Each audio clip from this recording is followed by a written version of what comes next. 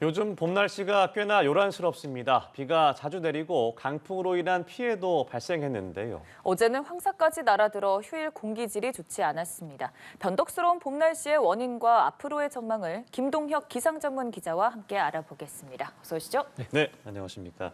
말씀드린 대로 요즘 날씨 변화가 심한 것 같습니다. 토요일은 많은 비가 쏟아졌는데 어제는 황사 때문에 공기질이 좋지 않았죠. 현재 미세먼지 상황은 어떻습니까? 네, 어제 말씀해 주신 대로 내몽골 구원이라든지 바레만 북쪽, 그래서 중국 북부 쪽에서 황사가 이제 들어들게 됐고요. 그래서 예. 황사로 인해서 미세먼지 농도가 전국적으로 많이 좀 높아진 상황이었습니다. 아무래도 이 주말에 비가 좀 내린 지역들이 많았는데 이 비구름 뒤로 반시계 방향에 따라서 모래먼지들이 우리나라 쪽으로 계속 유입이 되는 그런 상황이었고요.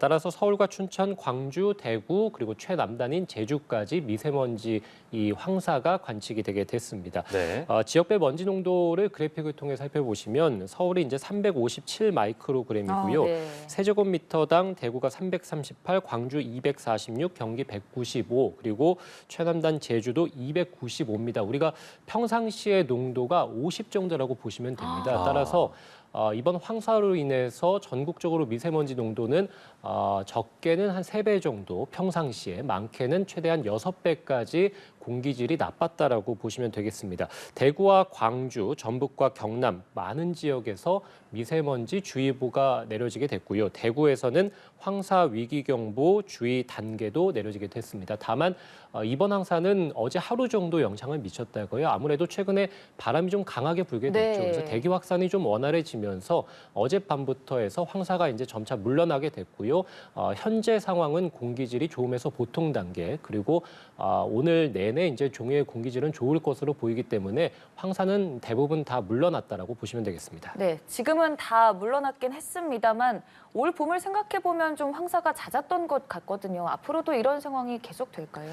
예, 어제가 이제 이달 들어서 첫 황사가 이제 들어오게 된 것이고요. 우리가 서울 기준으로 본다면 3월 달에 4차례, 그리고 4월 달에 4차례 네. 황사가 들어오게 됐습니다. 우리가 평년 기준으로 본다면 3월 달에는 1.8일 정도 황사가 나타나게 되고요. 4월 달에 2.5일, 그리고 이제 5월 달에 하루 정도 황사가 관측이 되면서 평년 기준으로 보면 봄철에는 닷새 정도 황사가 관측이 되게 되는데요. 말씀드린 대로 올 봄에는 서울에서 3월 달에 4차례, 4월 달에도 4차례, 그리고 지금 이달 어제 이제 한 차례 발생하게 됐고, 그래서 서울에서는 올 봄에만 지금까지 총 9일 정도 황사가 관측이 됐으니까요. 네. 예년 기준으로 본다면 훨씬 더 많은 황사가 올 봄에 찾아오게 됐습니다. 따라서 이렇게 황사가 올 봄에 많이 찾아온다는 것은 결과적으로 중국 쪽에 위치한 어떤 황사 발원지가 굉장히 좀 건조하다. 건조하니까 강풍이 조금만 불어도 이 모래먼지, 가벼운 모래먼지들이 상공으로 떠오르게 되고요. 이것들이 바람 방향이 맞으면 우리나라 쪽으로 자주 들어오게 되는 것이죠. 그래서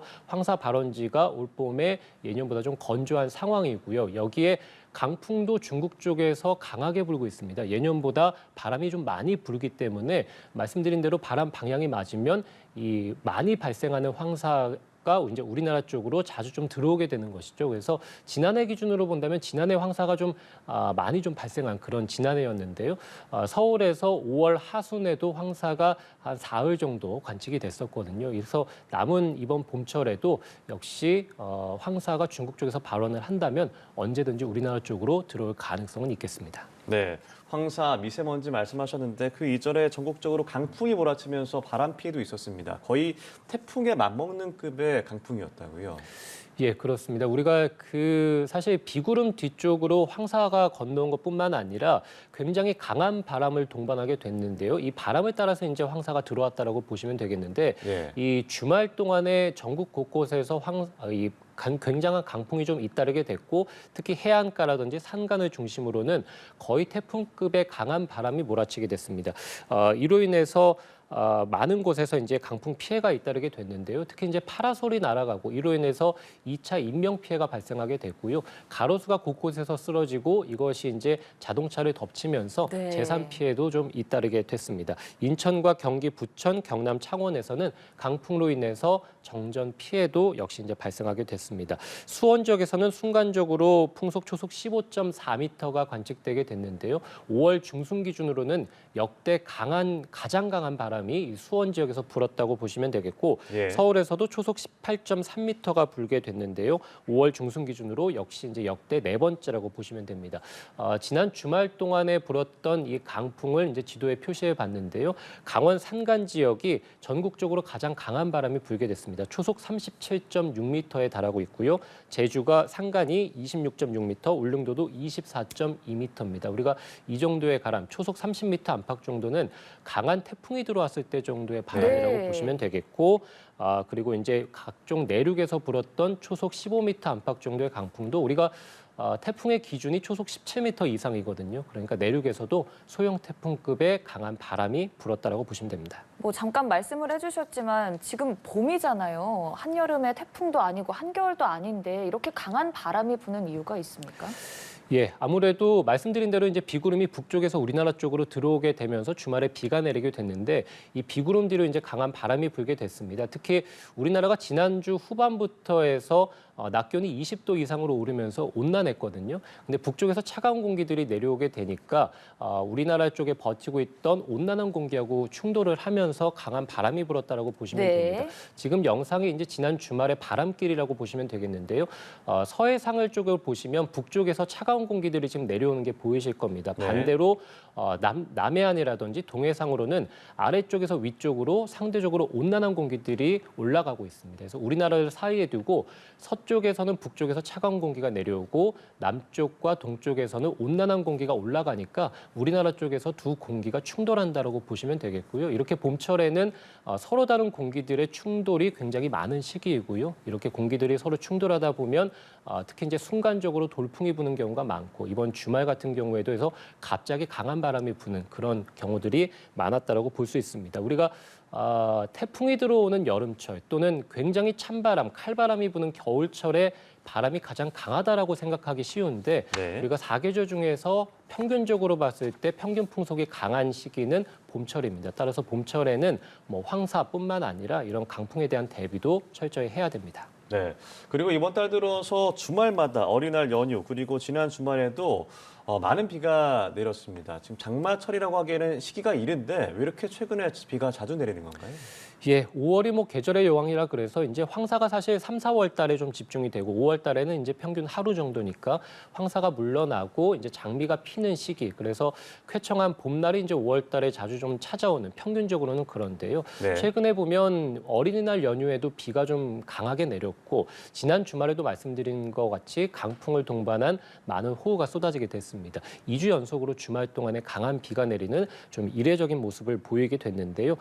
최근 2주 동안의 전국 강수량이 95.7mm입니다. 거의 100mm에 달하고 있고요. 네. 평년의 172% 수준이라고 보시면 됩니다. 그래서 올 봄에는 유난히 이제 좀 비가 좀 강하고 그리고 이제 많이 내린다라고 볼 수 있겠는데 아무래도 엘니뇨 시기 그러니까 우리가 지난해부터 엘니뇨를 겪으면서 바닷물의 온도가 굉장히 좀 따뜻한 그런 시기들을 보내게 됐습니다. 바닷물의 온도가 따뜻하다는 것은 결국 우리나라 주변으로 수증기가 많다는 것이고요. 수증기는 비구름의 재료가 되니까 아무래도 이제 강한 비 그리고 이제 많은 비가 쏟아지는 그런 환경들이 우리나라 근처로 갖춰져 있다라고 보시면 되겠죠. 최근에 중국 남부에서 시간당 100mm에 달하는 폭우가 쏟아지면서 굉장한 홍수 피해를 지금 겪고 있거든요. 네. 마찬가지로 동아시아 쪽에 평년보다 많은 수증기들이 몰려 있다 보니까 뭐 중국 남부, 일본, 뭐 우리나라뿐만 아니라 많은 지역들에서 강하고 많은 비가 집중되고 있습니다. 네, 곧 공휴일이 있다 보니 날이 좀 좋아졌으면 하는 마음인데 이번 주 날씨는 어떨까요? 말씀드린 대로 일단 황사가 물러났기 때문에 오늘과 내일은 쾌청한 날씨가 네. 예상이 됩니다. 그래서 전국적으로 낮 기온도 20도 이상으로 올라가는 완연한 봄 날씨가 이어진다라고 보시면 되는데요. 다만 부처님 오신 날이 이제 수요일인데요. 또 한 차례 비가 예보가 되어 있습니다. 그래서 공휴일에 지금 뭐 주말마다 이어서 이번 공휴일에도 역시 비가 내릴 것으로 예상이 됩니다. 경기 북부에서 이 부처님 오신 날, 그러니까 수요일 오전에 비가 시작이 되겠고요. 오후에는 중부지방과 경북지방에서도 비가 내리면서 밤까지 비가 좀 이어지겠고 비구름이 북쪽에서 내려와서 이제 동쪽으로 물러나게 됩니다. 그래서 이 일부 동쪽 지역은 목요일까지도 비가 내릴 것으로 보이고요.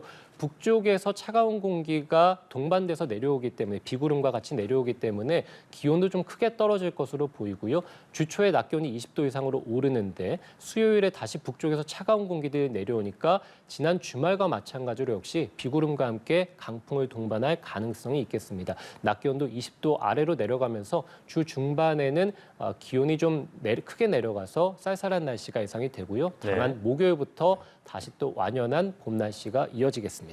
네, 수요일에 비가 오고 목요일부터 다시 완연한 봄 날씨가 온다는 전망까지 짚어주셨습니다. 지금까지 김동혁 기상전문기자와 함께했습니다. 고맙습니다. 고맙습니다.